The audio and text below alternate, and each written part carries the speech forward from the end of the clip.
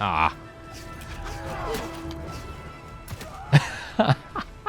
These guys are literally just running right into me, and it's literally like, okay.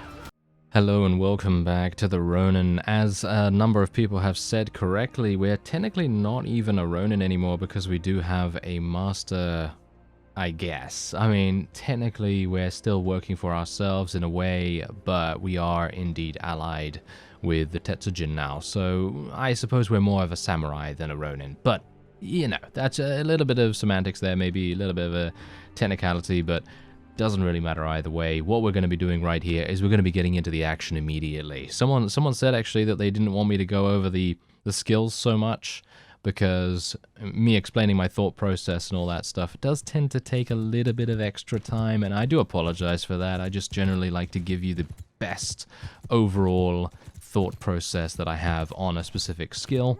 And, you know, obviously some of these times I do tend to comment on the actual state of the game itself, and I'm not gonna say that I'm the foremost, shall we say, the foremost expert on balancing in Bannerlord or any game for that matter, but I have played this game quite a lot, and I have played Warband quite a lot, so I feel like I'm maybe more qualified than most. But the point is, I'm generally going to be a little bit less explainy, I suppose you could say. A little bit less explainy. And if you want any additional explanation, then maybe I can answer a comment or something like that. So if you want an extra explanation about something specific, then, you know, by all means let me know, and then I'll be happy to help out. Anyway, we're just going to be running in here, basically. There's not really much for us to do here. Basically, we outnumber the opponent so dramatically. We have a lot of horse archers. I don't know whether you've noticed, but I have actually started doing quite a lot of leveling up of horse archers, and that's primarily because we're going to be fighting mostly Aserai, mostly Empire, and maybe even the Crusade at some point in the near future. And what's the best way of countering horse archers? Well, technically it's having really, really good archers to take them out really, really fast. You know, so Titanian, Fian champions, they're really good at what they do. Or you could go for some Imperial Sergeant crossbowmen or something like that. But for the most part, I would definitely say that horse archers are a great counter to other horse archers. If you just have more of them or better versions of the horse archer, then you're going to have a really easy time of things. Or at least an easier time, because let's face it, we're not having an easy time as it is right now anyway. Ooh, gotta be a bit careful here. Bear in mind that this is actually one of the defectors from the Tetsujin, so we may indeed have some issues here. Oh, that was some damage. Did you see that? I seem to actually be doing rather well with my pokey stick today. I am not entirely sure why that is. I think I might just be getting a bit lucky. I think that might very well be it. Because you know me, I'm generally not that good at doing the pokey stuff. But who knows, maybe it's just not an off day for me, you know, maybe, you know, I'm doing a little bit better than before. And I'm going to be making a bit of a goal here, alright? So I'm going to jinx myself immediately by saying this.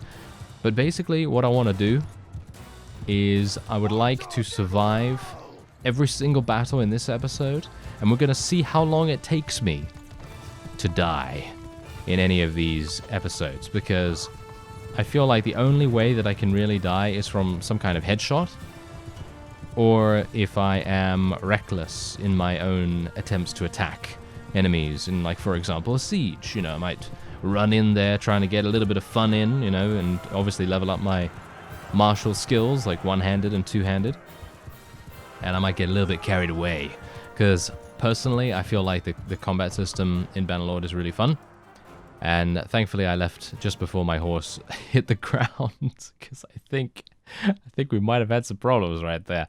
All right, okay, so I'm just going to be taking the Tetsujin.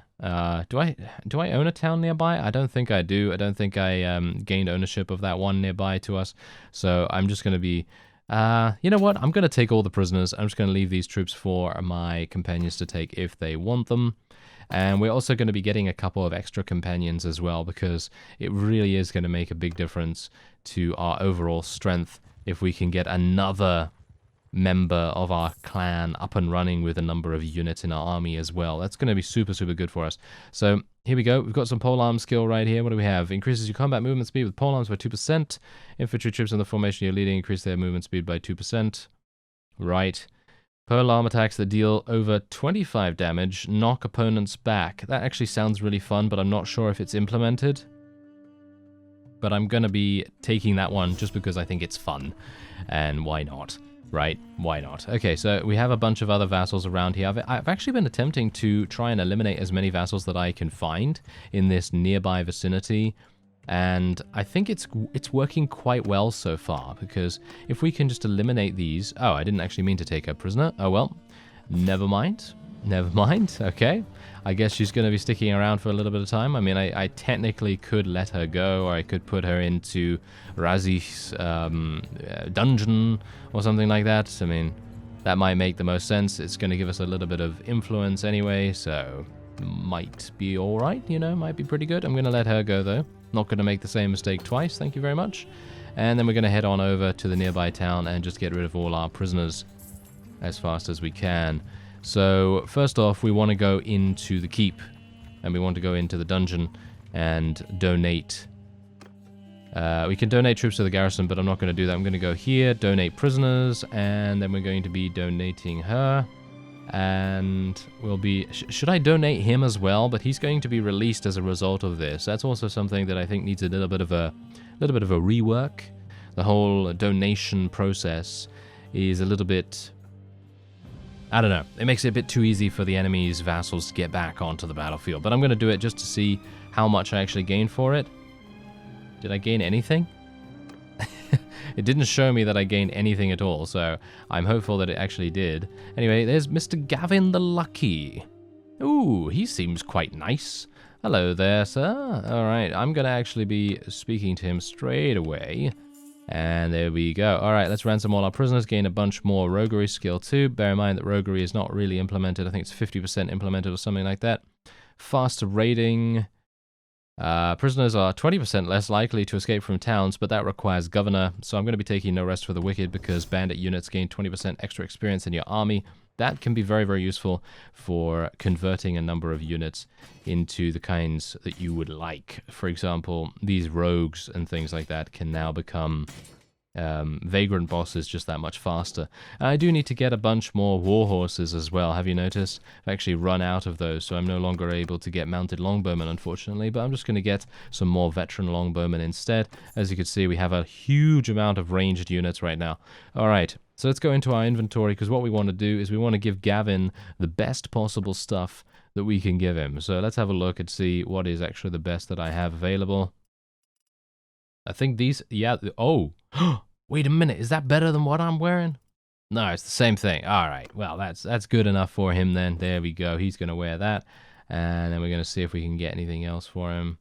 This is pretty good, so we'll just give him that. He actually is looking really good already. Look at that, he's looking really nice. Oh yeah, that's what I like. I like to see that, especially someone that has such terrible gear, gaining a bunch of extra gear that looks really cool. I like that a lot. Anyway, let's see, what else can we get him?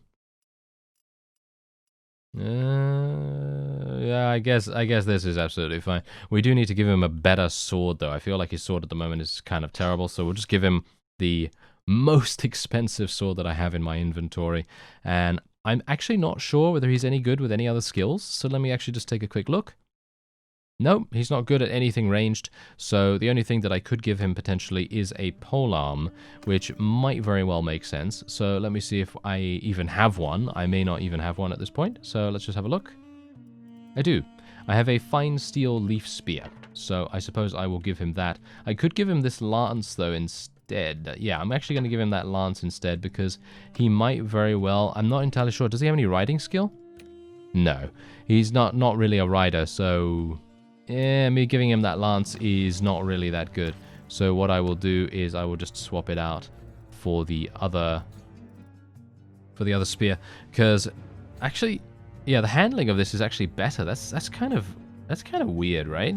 I feel like the handling of a spear should be much better than that of a lance, which obviously it is, but only by 3. but the length of the spear is also larger. That's really strange. Oh well, never mind. Okay, so now that we've done that, what we're going to do is we're going to go over to our party screen and we're going to create a party out of Mr. Gavin right here. And I'm going to be giving him a whole bunch of units. We're just going to give him some of our lower tier units for the most part, and the ones that cannot potentially level up for us as well. I have to be a little bit careful here though, because I don't really want to give a huge amount, you know? I don't want to make myself significantly weaker as a result of giving him something, but I suppose he's going to be in my army anyway, so it really doesn't make any difference whatsoever. So I guess I'll just give him 5 of each of these things. Not the fire archers. I like the fire archers, thank you very much. Okay, there we go. That should be fine. He's running around with a whole bunch of Tetsugen units and is no doubt going to be a force to be reckoned with. And there we go. Let's get him into our army. Fantastic. Alright, so now he has joined us, and now what we can do is, well, I think that's pretty much it, isn't it? I think we're done. I think we're done with all of the management aspect. So I could go into the smithy and do a little bit more smithing, but I think what we want to do is some more action. So we're going to go over to the castle immediately here, and we're going to try and take that. Actually, I was looking at this, and indeed the town nearby, for potential siege targets, and I'm thinking that Hubyar is looking mighty fine right now. There's only about 300 units in the garrison there, and as we know, if we use my particular strategy of dealing as much damage as we can outside and weakening the defenses significantly enough, then we are going to have a very, very nice time indeed. So I'm thinking we'll probably end up doing something like that, and we'll take Sahel Castle first, just purely for a bit of a distraction, because if we can take this really quickly, which I think we'll probably be able to do, then, I mean, they have level 3 walls, which is really unfortunate, but we could potentially just go in with a battering ram and then just, you know, do it that way. Now, someone actually mentioned that maybe it would be a good idea to build 6 trebuchets. Okay, so now here's the thing. You may not know this, but you can only build 4 of any one thing at any one time, because as soon as you have built one of them, even if you put them into the reserve, if you click on that one in an empty space, then that one will be deployed. If you see what I mean. So even if I were to build as many trebuchets as I would want, it is basically the same functionality. So for example, let me just show you so that you can maybe gain a better understanding of it, because my explanation is probably awful. Anyway, move to the reserve, alright? So now if I want to build another trebuchet, boom. Yeah. It doesn't really work that way, unfortunately. Technically, what I could do is I could build some onagers. I've done this in the past. Building some onagers as backup is definitely a good idea, and maybe it would be something that I should probably do. So I will do that. So after the 4 initial trebuchets, I'll build a bunch of fire onagers. It's going to be fast enough for me to do that anyway, so it's not really losing us any time at all. So pretty happy with that, I guess. But yeah, that's I suppose that's the developer's way of basically preventing players from kind of exploiting the whole move to reserve mechanic, because I think we're already kind of taking advantage of it in a pretty significant way, and maybe it's not intended that that's the way you're supposed to do sieges. But anyway, let's just place all of our trebuchets out there, or as I like to call them, trebuckets. Yes, for those of you that remember trebuckets, then props to you. For those of you that are new to the word trebucket, I feel sorry for you. I'm obviously joking. Anyway, tactics skill. What do we want to do here? 10% more damage in simulations against bandit parties, and then 3% more damage bonus in all battle simulations. Sounds good to me. I prefer that. And what else are we going to go for here? Quartermaster, increased carry capacity for pack animals, and 10% increased carry capacity for troops. Trade penalty for mounts is reduced by 20%. Trade penalty for pack animals is reduced by 20%. None of these are actually any good, in my opinion. I feel like the increased carry capacity is pretty decent, and I'm going to probably take the mule one for the pack animals, because it makes more sense, in my opinion, to have that. We have more mules and more pack animals than we have anything else, I think. Oh yeah, I really needed to buy some more war horses That would have made a lot of sense. Oh well, never mind. I completely forgot about that.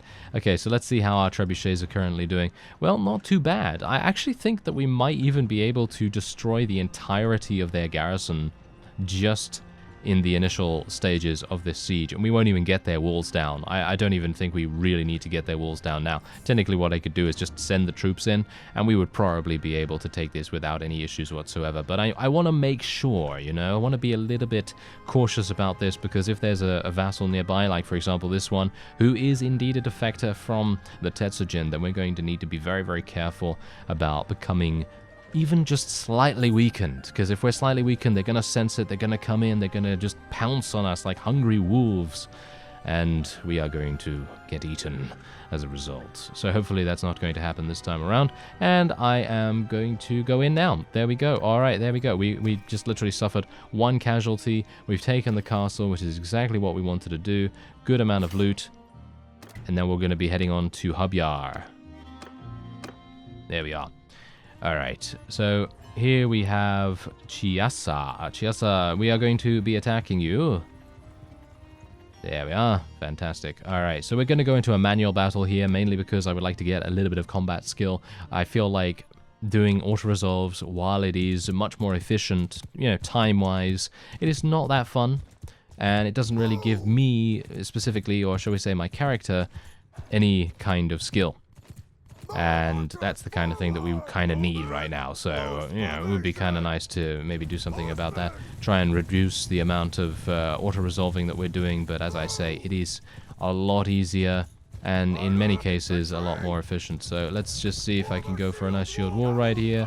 And I'm going to be telling... you know what? I'm actually going to be telling my horse archers just to charge in.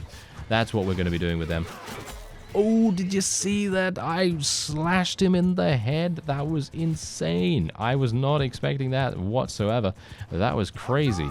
All right, I like it. I like it. Okay, so yeah, we're going to continue to move our archers into position as well as our infantry, of course. I think they're walking. Yeah, they are walking. So I'm actually going to put them back into line formation, because putting them into shield wall, don't know whether you know this, but it basically makes them walk around, and we certainly do not want them to walk right now. So generally, it's a good idea to keep them in line formation until they get into a position that you like, and then put them into shield wall from there. As you can see, I'm taking a little bit of damage, but nothing really to worry about just yet. Now we're going to tell my infantry to charge in. Got to keep on top of the whereabouts of our infantry.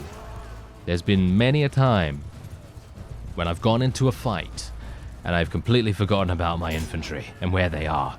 And that definitely needs to... that definitely needs to change. So I'm trying to keep more of an active eye on them as much as I possibly can. And got to be careful about all these guys with polearms. As you can see, yep, you see that? That guy absolutely thrashed my HP right there. But it's okay, because we're still alive, and we're still achieving the goal that I set out for this particular episode. And I think that's going to be it for this one. I'm actually just joking, because I think I might very well die in an upcoming fight, because I am quite low HP now. So, yes. Okay, well, whatever the case, there's a victory for us. We're going to gain a decent amount of renown. Nothing really to write home about right there, but a decent amount is always good. And we will be letting her go, even though she is a Tetsugen vassal. We'll be taking all the prisoners too. And I might make a brief stop over to Razih to sell all of those and maybe give myself a little bit of respite to try and regenerate some of my HP. Because now that she has been defeated, we should have a bit of an easier time of moving around without feeling so threatened. So let's see what indeed happens as a result of this. Okay, so Sahel Castle, I don't really care about this that much. Technically, I could take it for myself. Should I take it for myself? Yeah, I am going to take it for myself. There's a good reason for this as well. Taking it for myself is going to make it possible for the connection to form in this particular part of Azerai territory. Ooh, this is a little bit problematic. What do they have? Actually, not even anything too scary. Not even anything too scary. I think we should be absolutely fine to tackle these guys, but I am a little bit worried right now due to their numbers. Let's ransom all of our prisoners, and we're now at 40 roguery, which is actually pretty good, not bad. Alright, so let's get some more war horses, as I said I was going to do initially anyway, and we should probably sell some stuff too, so let's just sell a little bit. This is not my town as far as I'm aware, so it doesn't really matter if I bankrupt them a little, just a little bit, you know, just a little bit. I could always use a little bit of extra funds here and there. And we're just going to be taking a lot of their extracurricular foods, in other words, the rarer ones that we can't usually find elsewhere. And then we're just going to be trading that for a bunch of armaments. And then I'm not going to end up paying anything, which is going to be very nice. All right, there we go. And it has actually just dawned on me that I am extremely fast in comparison to this army over here. So I am going to be able to run rings around them in many different ways. And that gives me a lot of different possibilities in my head right now. Because the possibility that I am currently entertaining is that I'm just going to run around this particular army here and just try to run interference as much as I possibly can. Anytime I can run interference and eliminate as many vassals as possible, it's going to make that army individually much weaker. Because if that army comes up to us and we have eliminated all the other vassals before they arrive, like for example these guys right here, look at this guy. I can just run in right here, we can take him down with an auto-resolve. Obviously, this is not something that I really want to do all the time, but, you know, just for the sake of time and efficiency, we're going to try and eliminate all of these vassals before the army gets here. Because if we can do that, we will have a very, very smooth transition into helping our own allied army to defeat the big army over to the other side there. So as you can see, they're probably going to do battle. Yes, indeed. As you can see, they're now ganging up on them. That's the problem, you see. That is the reason why I wanted to try to run interference. But now it is causing a bit of a problem because I'm not sure whether we're going to be able to go in here and actually achieve victory. I think we probably would be able to. Let me just get my cohesion back up. And yeah, I really wanted to eliminate this guy on the right here. I'm not entirely sure who that is. Who is that? Yeah, I don't know who that is, but whoever it is, it was annoying that he got in there. Should have been able to eliminate him beforehand. Okay, let me just take a quick look at my skills, because scouting has leveled up to 225. When stationary for a while, 1 hour, increased sight range by 25%? What?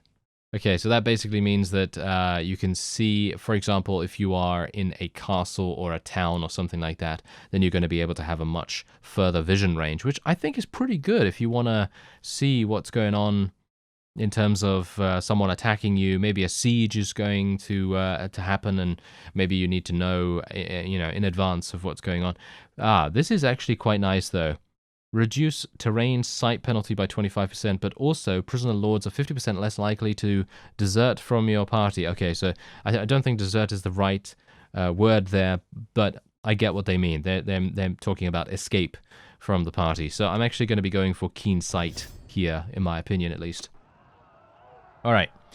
So we've done that. I'm at 72% HP. Let's head in and help out our allied army. As you can see, we do have a pretty significant combat strength, and hopefully that is going to be enough to push us over the edge into a state of glorious victory. If we cannot do that, then obviously we're going to have some big problems, but I can only hope that I can fall back on my various garrisons, and those garrisons will then provide me with enough backup units to be able to continue my vendetta against the Aserai. Even though I don't really have that much against them, to be honest. I just have something against the various defectors that have made my job just that much more difficult, because it is kind of irritating when you attempt to try and help a faction to gain territory, and then all of a sudden, boom, a defector happens, and then you lose 50% of that territory. That was pretty awful, wasn't it? Yes. Oh well, never mind. Let's put our archers into a loose formation. My infantry is almost here, so I'll probably put them into a shield wall right now. We need to be very careful about them, though, because here's the thing. I don't have all of my units on the battlefield, which is the main problem here. If I had all of my units, I wouldn't have any issues whatsoever sending in all of my troops right now. But from what I can tell right here, we might very well have some issues in terms of my own casualties. Yeah, we're going to have some issues with my own casualties because you can see here my infantry are going in and they're doing some good damage. They're doing some good damage, but they're not really getting support. That's the problem. Look at the enemy. Look what's going on here. Look at these guys. What are they doing? Are these archers? No, these are not archers. Look at them. They're footmen, scoundrels, Naginata riders, and so on and so forth, and they're not doing anything. I'm going to tell my cavalry and so on to charge in now as well because they took a while to catch up to us, actually. But it's one of those things, you know. It's one of those things where you're just literally thinking to yourself, why is the AI like this? You know, why is the AI like this? Why does it have to always be so incredibly passive when the player takes the shall we say, initiative of the situation and tries to get the drop on the enemy, but then the allied AI doesn't do anything and they just stand there watching, pretty much, which is not very nice of them, is it? No. So yeah, not particularly good, but I've got to be careful about these polearm users, as I say, so that's why I'm not being as effective as I potentially could be in regards to using my little pokey stick. Oh, hello there. Yep, got to be a bit careful about being taken out there as well. I should probably just get off my mount and just use my crossbow or something. I think in these kinds of situations, doing that might actually even be more advantageous than not.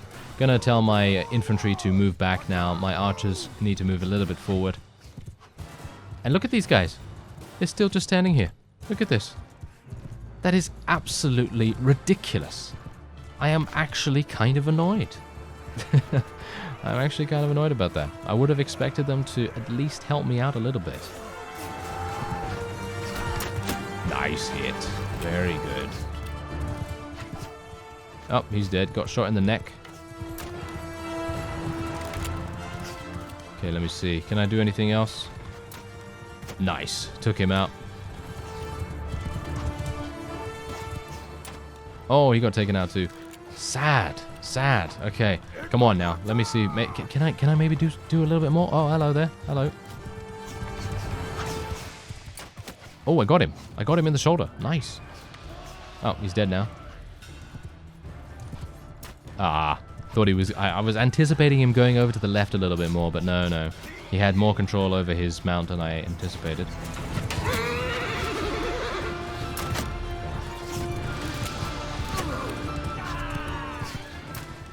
Ah. These guys are literally just running right into me, and it's literally like, okay.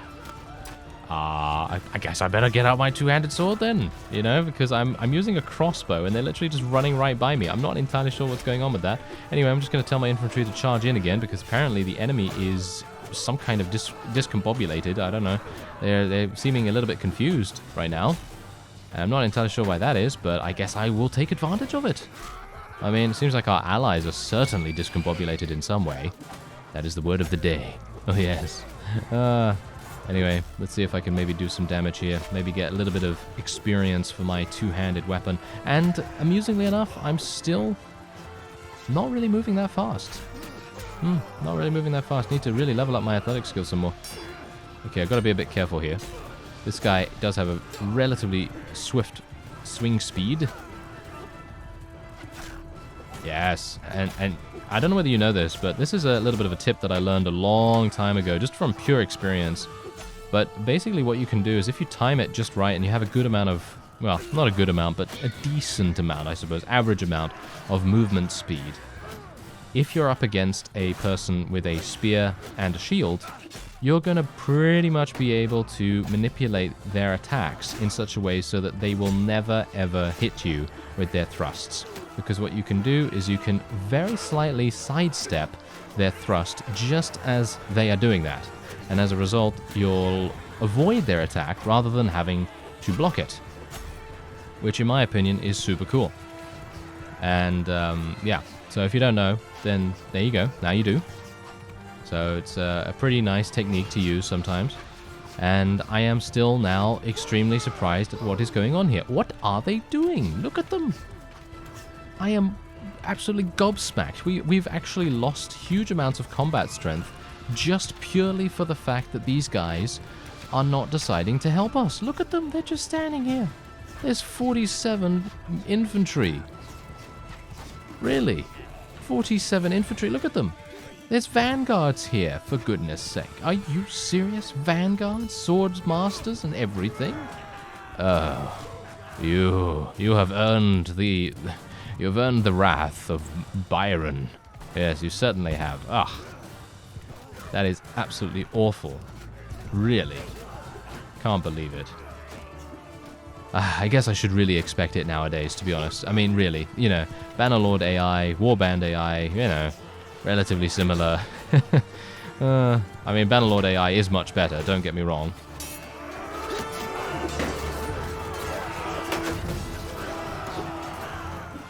Okay, we've got to be a little bit careful.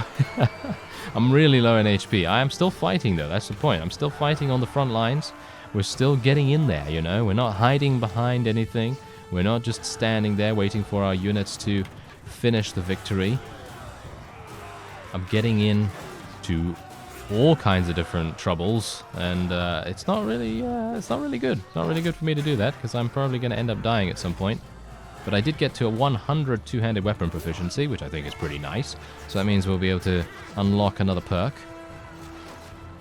But it seems like most of our people are now doing a good job, and I think the combat strength is definitely in our favor. I mean, you can see that quite clearly, but I'm wondering whether the enemy is going to receive even more reinforcements. It seems to me like they have received so many so far that it is swaying in their favor, or it was swaying in their favor quite hard initially. Alright, so let's just tell these guys, you know what, I'm going to tell everyone to charge in. And now the allies are charging in. Did you see that? Yeah. They decided to wait until the very end, basically. Until this point, when I had literally chucked in a bunch of my own units. I mean, what? What is actually going on here? How did we lose so little units? We only lost 43? But most of them are from my party. Yeah, as you can see, most of them are from my party. And look at our allies, okay? Look at the allies, yeah? So you can see Arakan is one of our allies. He lost 0. Look at Chiraka, lost 0. Look at Murasame, lost 4. Chitose, lost 4. And that's it. So we took the full brunt of that particular attack just purely for the fact that our allies were cowards, basically. They were cowards. They decided not to come in and help us when we needed them the most. Oh well, there you go. I guess that's how it goes. Anyway, we're just going to be letting all these guys go, as I said before. And, oh yeah, rescuing all those troops is super, super nice as well. Okay, I don't have any extra space. Yeah, I don't really have any extra space for these guys, but I suppose what I could do is just kind of swap them out a little bit just for some higher tier prisoners, because that kind of makes a bit of a difference.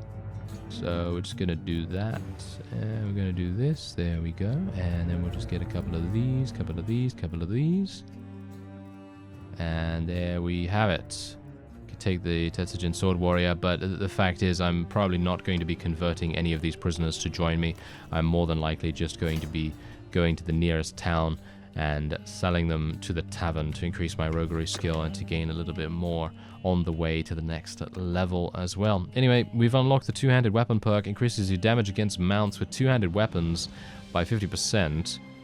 Alright, and what else do we have? 40% more damage against shields with two-handed weapons. I'm going to take the shield breaker one. I don't really care too much about killing horses. I would much prefer to break the opponent's defenses and see what happens after that. Anyway, these guys are probably going to continue their siege. Are they not continuing their siege? Are you serious? Oh, okay. I guess, you know what? I'm just going to chase these guys down then.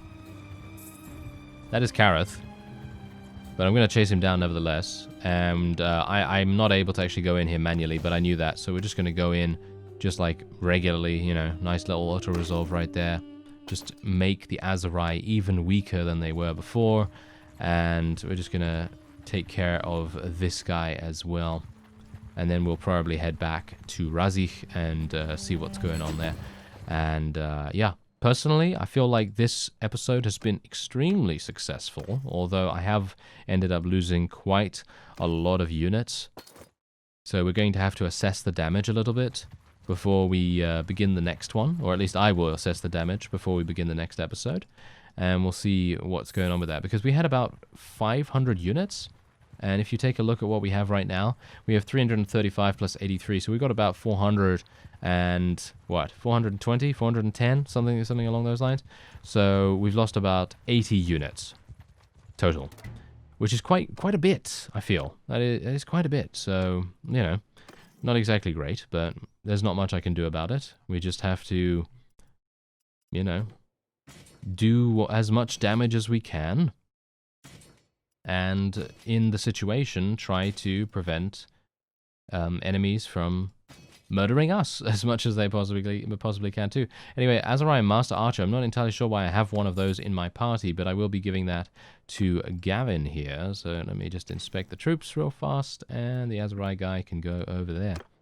Yes, Azariah guy, it rhymes, indeed. Alright, so there we go, ransom the prisoners for roguery skill points. Obviously, I don't have a huge amount of focus points in roguery. I think I've got 1 or something like that.